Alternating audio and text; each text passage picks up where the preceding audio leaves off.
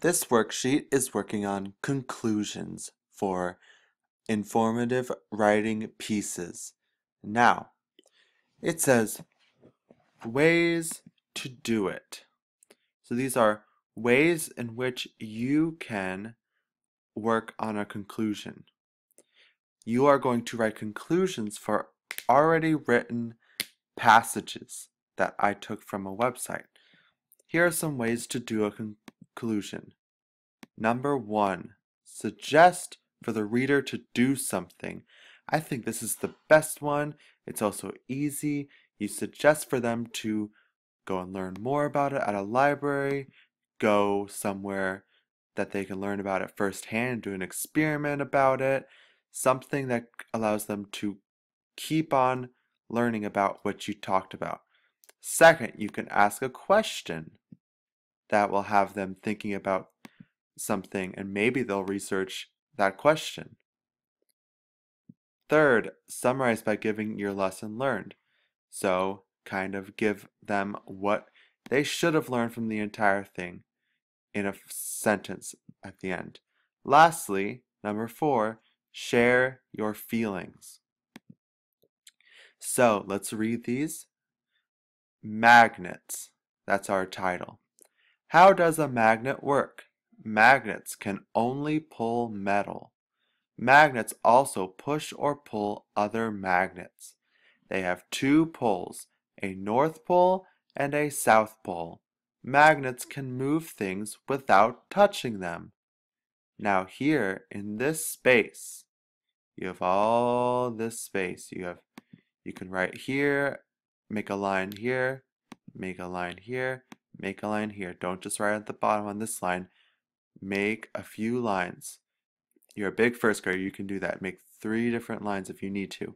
Now, complete this paragraph. So the topic is magnets, and you see the facts, and you see the brilliant introduction where they ask a question. Now choose one of these 4 strategies. Once you've done that, write down here where it says magnet strategy number, which strategy you picked, and then complete it by writing out the conclusion sentence. Go ahead, pause, and work on that, and when you are ready, press play.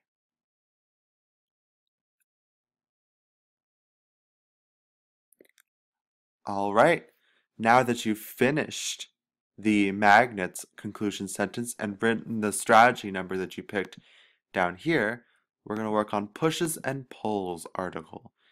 The topic and title is pushes and pulls. Whoosh! Look at that onomatopoeia, capturing the reader's attention. Whoosh!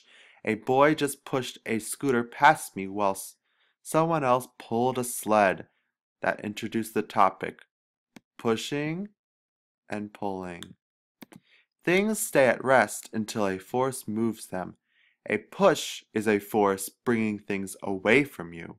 A pull is a force bringing things towards you. Light things need little force to be moved. Heavy things need more force to be moved.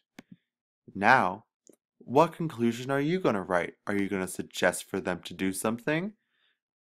Ask a question to wrap up the paragraph? Summarize by giving the lesson learned? Or 4, share your feelings?